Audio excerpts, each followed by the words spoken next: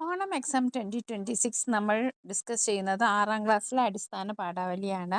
അപ്പോൾ ഇതിനു മുമ്പ് നമ്മൾ ഒരുപാട് വീഡിയോസ് അപ്ലോഡ് ചെയ്തിട്ടുണ്ട്. അതിൻ്റെ ലിങ്ക് പ്ലേലിസ്റ്റ് കൊടുക്കാം. അപ്പോൾ നമുക്ക് ആദ്യത്തെ ചോദ്യം നോക്കാം.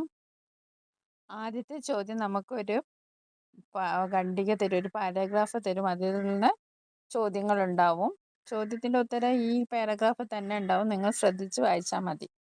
നോക്കാം. മനുഷ്യന്റെ വികാരങ്ങളെ ഉൾക്കൊള്ളാൻ കഴിയണമെങ്കിൽ അവ ഏറ്റവും ആഴത്തിൽ പതിയുന്ന ഭാഷയിൽ തന്നെ വേണം.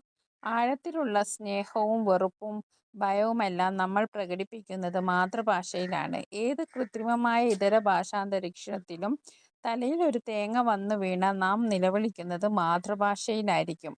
മാതൃഭാഷ ഭാവനാബന്ധങ്ങളിലൂടെ നമ്മെ ചേർത്തു നിർത്തുന്നു. സാഹിത്യം ഇല്ലാത്തതിനെയും മനസ്സിൽ കാണാൻ പഠിപ്പിക്കുന്നു.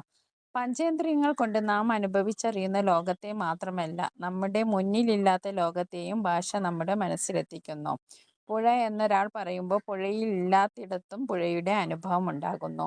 കുന്നിൽ തടഞ്ഞ പുഴ പോലെ കുഴുങ്ങി എന്ന കവിതാഭാഗം ആസ്വദിക്കാൻ മുന്നിൽ പുഴ വേണമെന്നില്ല. ആ അനുഭവം നൽകുന്ന മാതൃഭാഷയിലെ പുഴ എന്ന വാക്ക് അറിഞ്ഞാൽ മതി. ഇനി നമുക്ക് ഇതുമായി ബന്ധപ്പെട്ട ചോദ്യം നോക്കാം. തലയിൽ ഒരു തേങ്ങ വന്നു വീണ നാം നിലവിളിക്കുന്നത് മാതൃഭാഷയിലായിരിക്കും. ഈ പ്രയോഗത്തിലൂടെ വ്യക്തമാകുന്ന ആശയം എന്ത്? ആദ്യത്തെ ഓപ്ഷൻ വിദേശ ഭാഷകൾക്ക് വ്യാകരണമില്ല. രണ്ടാമത്തേത് പെട്ടെന്നുണ്ടാകുന്ന വികാരങ്ങളും അനുഭവങ്ങളും പ്രകടിപ്പിക്കുന്നത് മാതൃഭാഷയിലാണ്. മൂന്നാമത്തേത് അപകടങ്ങൾ സംഭവിക്കുമ്പോൾ സംസാരിക്കാൻ പാടില്ല. നാലാമത്തേത് മാതൃഭാഷയിൽ മാത്രമേ വേദന അനുഭവപ്പെടുള്ളൂ. അപ്പോൾ ഉത്തരം എന്താണ്? നമുക്ക് പെട്ടെന്ന് എന്തെങ്കിലും തലയിൽ തേങ്ങ വീഴുകയോ നമ്മൾ പെട്ടെന്നൊന്ന് വീഴുകയോ ഒക്കെ ചെയ്താലും നമ്മൾ പറയാം, നമ്മൾ ചിന്തിക്കുകയും നമ്മുടെ വികാരങ്ങൾ പ്രകടിപ്പിക്കുന്നതും മാതൃഭാഷയിലാണ്. അപ്പോൾ ഉത്തരം ബി ആണ്. പെട്ടെന്നുണ്ടാകുന്ന വികാരങ്ങളും അനുഭവങ്ങളും പ്രകടിപ്പിക്കുന്നത് മാതൃഭാഷയിലാണ്. ഇനി രണ്ടാമത്തെ ചോദ്യം നോക്കാം. മുന്നിലില്ലാത്ത കാര്യങ്ങളെ പോലും മനസ്സിൽ ഭാവന ചെയ്യാൻ നമ്മെ സഹായിക്കുന്നത് എന്താണ്? മറ്റ് ശാസ്ത്രങ്ങൾ, ഇതര ഭാഷാന്തരീക്ഷം, സാഹിത്യവും മാതൃഭാഷയും, പഞ്ചേന്ദ്രിയങ്ങളുടെ പരിമിതി. അപ്പോൾ ഉത്തരം എന്താണ്? സാഹിത്യവും മാതൃഭാഷയും. ഇനി അടുത്ത ചോദ്യം, കുന്നിൽ തടുന്ന പുഴ പോലെ കുഴങ്ങി എന്ന വരി ആസ്വദിക്കാൻ നേരിട്ട് പുഴ ആവശ്യമില്ല എന്ന് പറയുന്നതിൻ്റെ കാരണം എന്ത്? ആദ്യത്തെ ഓപ്ഷൻ പുഴ ഭയപ്പെടുത്തുന്ന ഒന്നായതുകൊണ്ട്. രണ്ടാമത്തെ ഓപ്ഷൻ ഭാഷ നൽകുന്ന അനുഭൂതിയും അറിവും മനസ്സിൽ ഭാവന സൃഷ്ടിക്കുന്നത് കൊണ്ട്. വരികളിൽ പുഴയെക്കുറിച്ച് പറയുന്നില്ലാത്തത് കൊണ്ട്. കവിതകൾ വായിക്കാൻ എളുപ്പമായതുകൊണ്ട്. അപ്പോൾ അതിൻ്റെ ഉത്തരം എന്താണ്? പുഴ എന്ന് നമ്മൾ വായിച്ചിട്ടുണ്ടെങ്കിൽ നമുക്ക് ആ പുഴ അറിയുന്നത് എന്തുകൊണ്ടാണ്? നമ്മൾ മാതൃഭാഷയിൽ ആ ഒരു അറിവ് നമ്മുടെ മനസ്സിലുണ്ട്. നമ്മൾ എപ്പോഴോ കണ്ട ഒരു പുഴയുടെ അനുഭവം നമ്മുടെ മനസ്സിലുണ്ട് അല്ലേ? അപ്പം ഓപ്ഷൻ ബി ആണ് ശരിയായ ഉത്തരം. ഭാഷ നൽകുന്ന അനുഭൂതിയും അറിവും മനസ്സിൽ ഭാവന സൃഷ്ടിക്കുന്നത് കൊണ്ട്. ഇനി അടുത്തത് നാലാമത്തെ ചോദ്യം. ലേഖന ഭാഗത്തിൻ്റെ അടിസ്ഥാനത്തിൽ ഏറ്റവും വലിയ അറിവ് എന്ന് വിശേഷിപ്പിക്കപ്പെടുന്നത് എന്താണ്? ശാസ്ത്രീയമായ വിജ്ഞാനം ഇല്ലാത്തതിനെക്കുറിച്ചുള്ള വിവരങ്ങൾ, അനുഭൂതിയുടെ രൂപത്തിലുള്ള അറിവ്, മാതൃഭാഷ പഠിക്കൽ. എന്താണ് അനുഭൂതിയുടെ രൂപത്തിലുള്ള അറിവ്? ഇനി അടുത്തത് ഇതര ഭാഷാന്തരീക്ഷം എന്ന പദത്തിൻ്റെ ശരിയായ അർത്ഥം എന്ത്?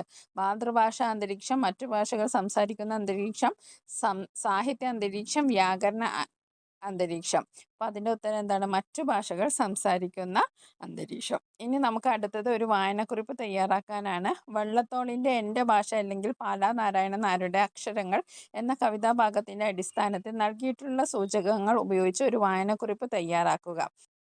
കുറിപ്പ് എഴുതി നോക്കാം. ബാല്യകാലത്തെ ആദ്യത്തെ സ്കൂൾ അനുഭവങ്ങളും അക്ഷരം പഠിച്ചെടുത്ത കാലത്തെ ഓർത്തെടുക്കുന്ന മനോഹരമായ കവിതയാണ് അക്ഷരങ്ങൾ. പള്ളിമേടയിലേക്ക് ഹരിശ്രീ കുറിക്കാൻ പോയതും കക്ഷത്തിൽ ഇടുക്കിയ വാറോലയും തടുക്കും മഴയെ ചെറുക്കാൻ പിടിച്ച പനയോല കുടയും കവി ആർദ്രമായി കവിതയിൽ അവതരിപ്പിക്കുന്നു. കുചേലന്റെ മക്കളെ പോലെ ലളിതവും ദരിദ്രവുമായ അന്തരീക്ഷത്തിലാണ് അക്ഷരലോകത്തേക്ക് കടന്നതെങ്കിലും ആ ഓർമ്മകൾക്ക് കിന്നരി തലപ്പാവിന്റെ ഭംഗിയുണ്ടെന്ന് കവി ഓർമ്മിപ്പിക്കുന്നു. ഇതൊരു നിരീക്ഷണക്കുറിപ്പാണ്. ശന്തനുവിൻ്റെ പക്ഷികൾ എന്ന കഥയിൽ പ്ലാവിൻ കൊമ്പിലെ ഇലകളും പക്ഷികളും പ്രകൃതിയും ശന്തനു എന്ന കുട്ടിയുടെ ലോകമായി മാറും വിധം സക്കറിയ ചിത്രീകരിച്ചിട്ടുണ്ടല്ലോ. താങ്കളുടെ വീട്ടുപരിസരത്തെ സസ്യങ്ങൾ, പക്ഷികൾ, മറ്റു ചെറുജീവികൾ എന്നിവയെ നിരീക്ഷിച്ച് തയ്യാറാക്കിയ ഒരു നിരീക്ഷണക്കുറിപ്പ് തയ്യാറാക്കുക. എൻ്റെ വീട്ടുപറമ്പിലെ മാവിൻ്റെയും പേരയുടെയും ചില്ലകളിൽ ദിവസവും ഒട്ടേറെ ചെറുജീവികൾ എത്താറുണ്ട്. പൂത്തു നിൽക്കുന്ന ചെമ്പരത്തി പൂക്കളിൽ തേൻ കുടിക്കാൻ എത്തുന്ന കുഞ്ഞു തേൻകിളികളുടെ ചടുലമായ ചിറകടികളും പേരമരത്തിൻ്റെ കൊമ്പുകളിലൂടെ പഴങ്ങൾ തിരഞ്ഞ് ഓടി നടക്കുന്ന അണ്ണാന്മാരുടെ ജാഗ്രതയും കൗതുകകരമായ കാഴ്ചയാണ്. ഉണങ്ങിയ ഇലകൾക്കിടയിൽ ഇര തേടി കൂട്ടമായി ബഹളം വയ്ക്കുന്ന കരിയില കിളികൾ പരിസരത്തെ എപ്പോഴും സജീവമാക്കുന്നു. ശന്തനുവിൻ്റെ ലോകത്തിലെ പോലെ തന്നെ ശ്രദ്ധയോടെ നിരീക്ഷിച്ചാൽ നമ്മുടെ വീട്ടുപരിസരവും മനോഹരമായ ഒട്ടേറെ കൊച്ചു ജീവരഹസ്യങ്ങൾ നിറഞ്ഞതാണെന്ന് മനസ്സിലാക്കാം. അടുത്ത ചോദ്യം സ്വന്തം അനുഭവം വിശദീകരിക്കാനാണ്. കുട്ടിക്കാലത്ത് അക്ഷരം വരനെന്നും തേയുന്ന വിരൽത്തുമ്പും എന്ന് പാലാ നാരായണൻ നായർ ബാല്യകാലത്തെ അനുഭവത്തെ ഓർക്കുന്നു. താങ്കൾ ആദ്യമായി സ്കൂളിൽ പോയപ്പോഴോ അല്ലെങ്കിൽ ആദ്യമായി വിദ്യാരംഭം കുറിച്ചപ്പോഴോ ഉണ്ടായ മറക്കാനാവാത്ത ഒരു സ്വന്തം അനുഭവം വിവരിക്കുക. എൻ്റെ ബാല്യകാല ഓർമ്മകളിൽ എപ്പോഴും തെളിഞ്ഞു നിൽക്കുന്ന ഒന്നാണ് വിജയദശമി നാളിൽ ആദ്യമായി അക്ഷരലോകത്തേക്ക് നടന്നു വന്ന വിദ്യാരംഭ ദിനം. അന്ന് രാവിലെ കുളിച്ച് പുതിയ വസ്ത്രങ്ങൾ അണിഞ്ഞ് ക്ഷേത്രമണ്ഡപത്തിൽ വെച്ച് മുത്തശ്ശൻ എൻ്റെ വിരൽ പിടിച്ച് പച്ചരിയിൽ ഹരിശ്രീ ഗണപതയെ നമ എന്ന് എഴുതിയ നിമിഷം ഇന്നും മനസ്സിലുണ്ട്. അരിമണിയുടെ തണുപ്പും നാവിൽ സ്വർണ്ണമോതിരം കൊണ്ട് അക്ഷരങ്ങൾ കുറിച്ചപ്പോൾ തോന്നിയ ഭയവും ആകാംക്ഷയും മറക്കാനാവാത്ത അനുഭവമാണ്. പാലാ നാരായണൻ നായർ കവിതയിൽ ഓർമ്മിക്കുന്ന പോലെ എൻ്റെ വായനയുടെയും അറിവിൻ്റെയും ലോകത്തിന് തുടക്കം കുറിച്ച ആ ആദ്യ